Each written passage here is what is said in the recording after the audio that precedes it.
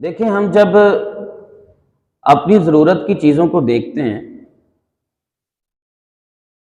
جن چیزوں کو ہم اپنی ضرورت محسوس کرتے ہیں، مثلا ہم کپڑا اپنی ضرورت محسوس کرتے ہیں، کھانا اپنی ضرورت محسوس کرتے ہیں، جوتا اپنی ضرورت محسوس کرتے ہیں کہ اس کے بغیر ہمارا چارہ نہیں ہے نا۔ ایک جگہ سے اگر ہمیں کپڑا اچھا نہیں ملتا تو ہم جگہ تبدیل کرتے ہیں، کپڑا پہننا نہیں چھوڑتے۔ ایسا ہی ہے کہ نہیں؟ بولیے۔ ہم کپڑا پہننا نہیں چھوڑتے، جگہ تبدیل کر لیتے ہیں، دکان تبدیل کر لیتے ہیں، کہتے ہیں چلو برانڈ تبدیل کر لیتے ہیں۔ پہلے لوکل خریدتے تھے عام شاپ سے، اب ہم برانڈ پہ جاتے ہیں اور برانڈ کا سوٹ خرید لیتے ہیں، کپڑا خرید لیتے ہیں۔ سنا ہے کہ برانڈ کا جو کپڑا ہوتا ہے اس کا کلیم بھی ہوتا ہے، تو ہم پھر کپڑا پہننا نہیں چھوڑتے، جگہ بدل لیتے ہیں۔ اس کا مطلب ہم کپڑے کو اپنی ضرورت سمجھتے ہیں۔ جوتا اگر کہیں سے اچھا نہیں ملا، لوکل خریدتے تھے، عام دکانوں سے خریدتے تھے، تو کہتے چلو یار برانڈ پہ چلتے ہیں۔ سنا ہے کہ وہاں پہ جوتے اچھے مل جاتے ہیں۔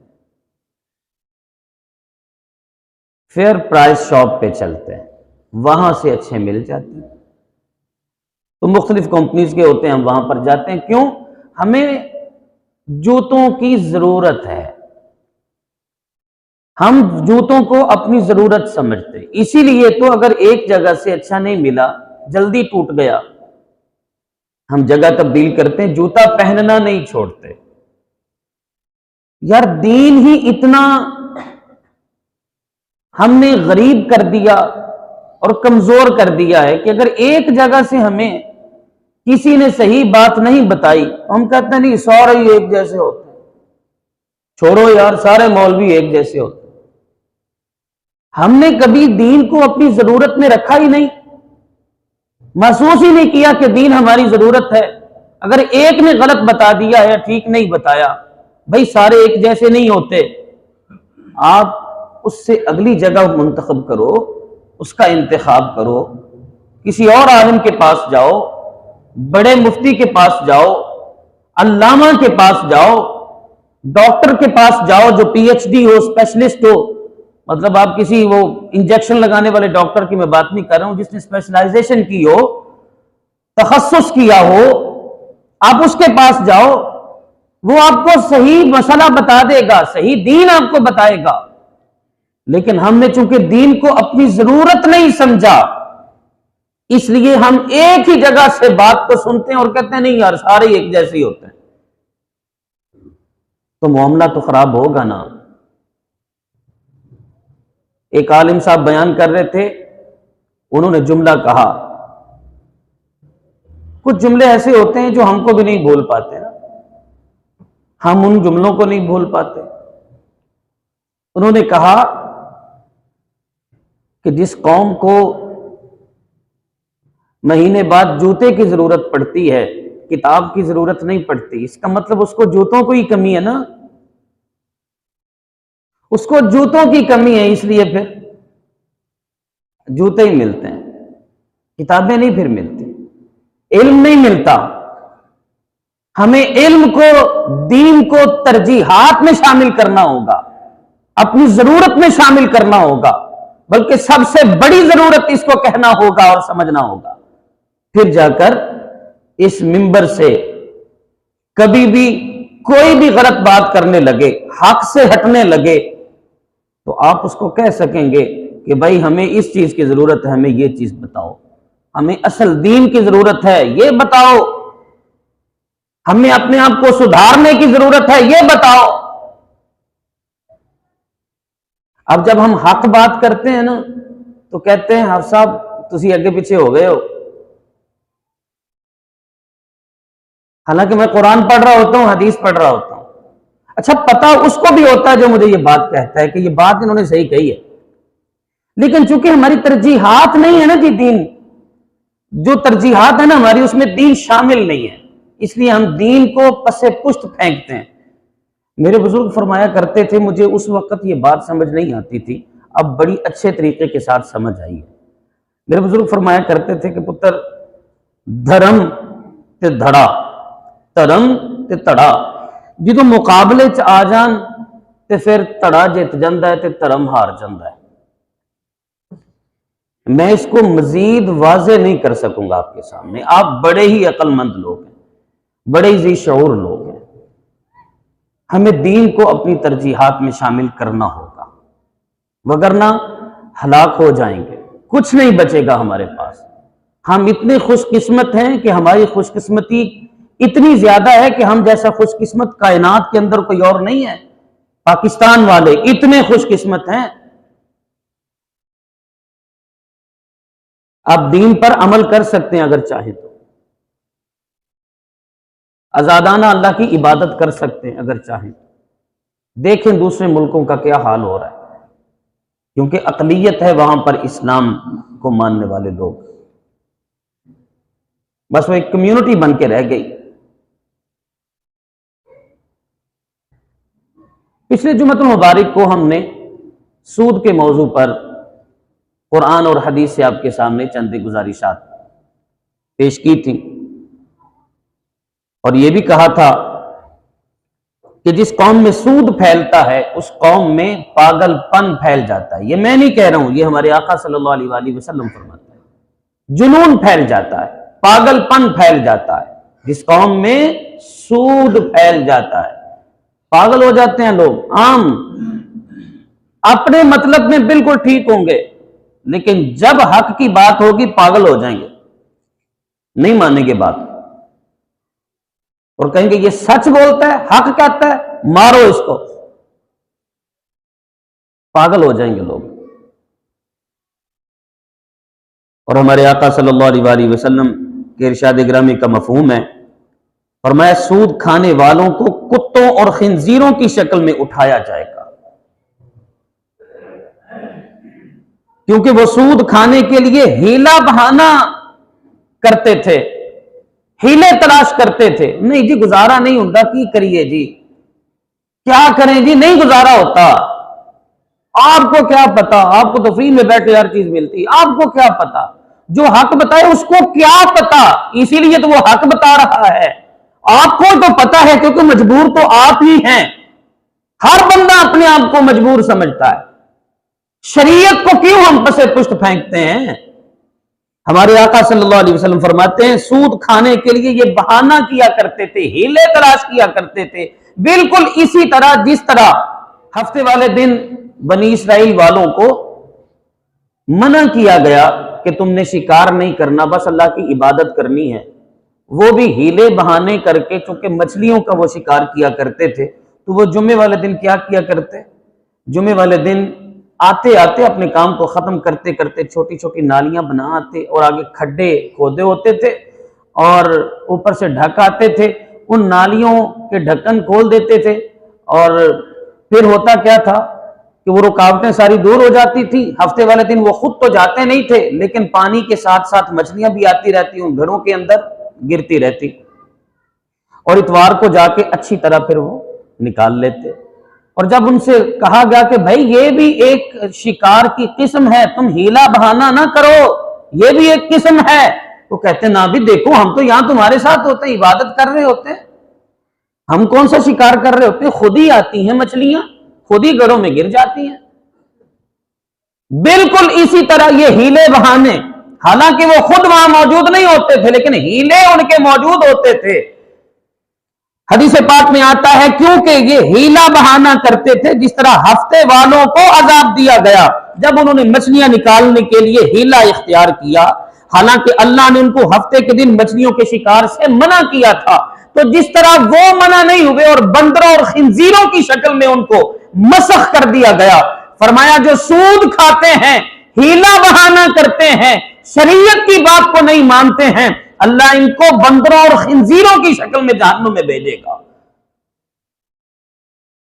اب یہ بات میں نے اپنی طرف سے نہیں کی بھائی، میں نے حدیث پاک آپ کو سنائی، کہتے ہیں جی بڑی سختی ہے شریعت میں، تو بھائی آپ نہ کرو، نہ سختی ہو۔ وہ کہتے ہیں جی زنا کرنے والے کو مار دو، اگر وہ شادی شدہ ہو تو اس کو سنسار کر دیا جائے، سارے لوگ اکٹھے ہوں اور اکٹھے ہو کر اس پر رحم کیے بغیر بے رحم ہو کر اس کو پتھر مار مار کے مار دیں۔ اگر اسلامی قانون ہم میں نافذ ہو جائے تو بات ہے بھائی، اسلام میں یہی سزا ہے شادی شدہ جو زنا کرے۔ تو کسی نے کہا یار بڑا سخت ہے اسلام، تو بڑا سخت ہے، تو بھائی آپ زنا نہ کرو، اسلام میں سختی کہاں پر ہے؟ زنا نہ کرو، اسلام آپ پہ سختی نہیں کرے گا، آپ غلط کام خود کرتے ہیں اور پھر کہتے ہیں اسلام سخت ہے۔ وہ دین تے کیڑا چلے جو نہیں جی کوئی بھی نہیں دین تے چل سکتا، بھائی آپ دنیا پہ چل لیتے ہیں نا، تو دین پہ چلنا کیوں مشکل ہو رہا ہے؟ ایک کام جب ہم بار بار کرتے ہیں، کھانا کھانا شروع کرتے ہیں نا، بچہ جب چھوٹا ہوتا ہے نا اس کو کھانا آپ کھلانا شروع کریں، جب وہ اپنے ہاتھ سے کھاتا ہے کبھی اپنے ناک پہ مل لیتا ہے، کبھی اپنے گال پہ مل لیتا ہے جی، کبھی نیچے گرا دیتا ہے، لیکن کیونکہ کھانا روزانہ کی بنیاد پہ کتنے ہی ٹائم ہوتا ہے، تو پھر جب وہ بڑا ہوتا ہے تو کیا وہ کبھی ناک میں لے کے جاتا ہے؟ بولیے، کبھی گال پہ لگتا ہے اس کے؟ کبھی کھاتے کھاتے ایسے نیچے گر جائے؟ سیدھا منہ میں جاتا ہے، کیوں؟ روٹین بن گئی، عادت بن گئی۔ جب دین کی ایک بات کو ہم بار بار اس پر عمل کریں گے تو عادت بن جائے گی دین، پھر پریشانی نہیں ہوگی۔ ہم چونکہ دین پہ عمل نہیں کرتے اس لیے عادت نہیں بنتی، اور پھر کہتے ہیں جی دین پہ چلنا بڑا مشکل کام ہے۔ بھئی عادت بنائیے نا، دین کو ترجیحات میں شامل کیجئے، پھر مشکل نہیں ہوگا۔ ہم نے ایسے لوگ دیکھے ہیں جنہوں نے توبہ کی سود کے کاروبار سے، توبہ کی، اور توبہ کر کے پھر وہ دین کے معاملات میں آئے اور انہوں نے حلال کی طرف رجوع کیا، اللہ سے توبہ کی۔ ایسے لوگ موجود ہیں دنیا کے اندر، ہمارے قصبے کے اندر موجود ہے۔ میں ذاتی طور پہ جانتا ہوں بھائی، میں ذاتی طور پہ بات کروں، میں وہ بات نہیں کرتا ہوں جس کا تعلق میرے ساتھ نہ ہو، میں ذاتی طور پہ ان لوگوں کو جانتا ہوں۔ اللہ اکبر۔ ہمارے آقا صلی اللہ علیہ وآلہ وسلم نے ارشاد فرمایا سود کے 70 دروازے، کتنے؟ 70 دروازے سود کے۔ سب سے کم اور ہلکا دروازہ ایسے ہے جیسے کوئی شخص اپنی ماں سے نکاح کرے، اپنی ماں سے نکاح کرے اور کسی شخص کا اپنے مسلمان بھائی کی عزت کے درپے ہونا، یہ سب سے بڑا سود ہے۔ مسلمان کا بھائی ہے، قرآن کہتا ہے انما المؤمنون اخوہ، قرآن کہتا ہے مسلمان کا، بولیے، بھائی ہے۔ جب ہم ایک دوسرے کو کہتے ہیں نا ملتے ہوئے السلام علیکم، یہ عام لفظ نہیں ہے، السلام علیکم عام جملہ نہیں ہے، یہ بہت بڑا جملہ ہے، اس کے اندر بڑی بڑی چیزیں موجود ہیں۔ السلام علیکم کا مطلب ہوتا ہے تم پر میری طرف سے ٹوٹلی طور پر گارنٹی کے ساتھ سلامتی ہے، تمہاری عزت میری طرف سے سلامت، تمہاری جان میری طرف سے سلامت، تمہارا مال میری طرف سے سلامت، جو کچھ بھی ہر طرح کا معاملہ میری طرف سے تجھے گارنٹی ہے، سلامت ہے۔ اس کو کہتے ہیں السلام علیکم۔ جب آپ واپس کہتے ہیں وعلیکم السلام تو یہ بھی اسی کا جواب ہوتا ہے، اور کہتے ہیں بھائی جس طرح تو میرے ساتھ بالکل ٹھیک ٹھاک ہے میں بھی تیرے ساتھ اسی طرح ٹھیک ہوں، سلامت ہے، میری طرف سے بھی تیری عزت سلامت ہے۔ حدیث پاک میں آیا، حضور فرماتے ہیں اپنے مسلمان بھائی کی عزت کے درپے ہونا، کسی کی عزت پہ حملہ کرنا، ایک مسلمان کا دوسرے مسلمان کی عزت کے اوپر حملہ کرنا، یہ بہت بڑا سود ہے، بہت بڑا سود ہے۔ ہم کیوں اس سود سے باز نہیں آتے؟ ہم اپنی نظر میں شرم و حیا کیوں نہیں پیدا کرتے؟ کسی نے کہا تھا اپنی نظر میں حیا پیدا کر تاکہ تیری ماں، تیری بہن، تیری بیٹی، تیری بیوی دوسروں کی بری نظر سے محفوظ رہ سکے۔ بہت بڑا سود ہے، یہ قرض ہے۔ آپ نے کسی لڑکی کو غلط نظر سے دیکھ لیا، آپ سمجھتے ہیں بس ایک ہی رشتے کو آپ نے غلط نظر سے دیکھا، حرام نظر ہے، حرام کیا آپ نے، گناہ کبیرہ کا ارتکاب کر لیا جب آپ نے کسی کو دیکھا۔ کسی غیر محرم کو دیکھنا حرام ہے، گناہ کبیرہ ہے، جب آپ نے کسی غیر محرم کو دیکھ لیا اور نظر بھر کے دیکھتے کہتے پہلی نظر کیڑا حرام ہوتی ہے، پہلی نظر تک چھوٹ ہے نا، تو فرمایا یہ بہت بڑا سود ہے، یہ قرض ہے، آپ نے قرض لیا ہے۔ جس لڑکی کو دیکھا گیا ہے وہ لڑکی کسی کی بہن ہوگی، کسی کی ماں ہوگی، کسی کی بیٹی ہوگی، کسی کی بیوی ہوگی، آپ نے ایک کو دیکھا، آپ کے 4 رشتوں کو دیکھا جائے گا۔ اس لیے یہ بہت بڑا سود ہے کسی کی عزت کے درپے ہونا، کسی کی عزت پہ حملہ کرنا۔ حدیث پاک میں آیا مسلمان بھائی کی عزت کے درپے ہونا بہت بڑا سود ہے، اس لیے کبھی کسی کی عزت پہ حملہ مت کیجئے، کسی کی عزت کے درپے مت ہو جائیے، کسی کی عزت پہ وار مت کیجئے۔ جو کسی کی عزت ہے، ماں بہن بیٹی بیوی، عزت ہوتی ہے کہ نہیں؟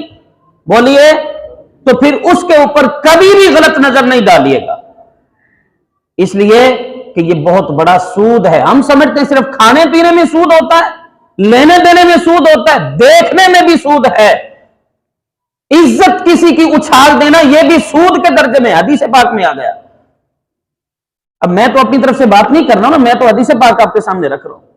اور آخری حدیث مبارکہ آج کے اس ہمارے جمعۃ المبارک کے درس کی، فرمایا سود کے ذریعے حاصل ہونے والا 1 درہم، حدیث پاک میں آیا، ہمارے آقا نے فرمایا، حضرت انس فرماتے ہیں ہمیں خطبہ دیتے ہوئے حضور علیہ الصلوۃ والسلام نے فرمایا کہ سود کے ذریعے حاصل ہونے والا 1 درہم اسلام کی حالت میں 36 مرتبہ زنا کرنے سے بھی زیادہ سخت ہے۔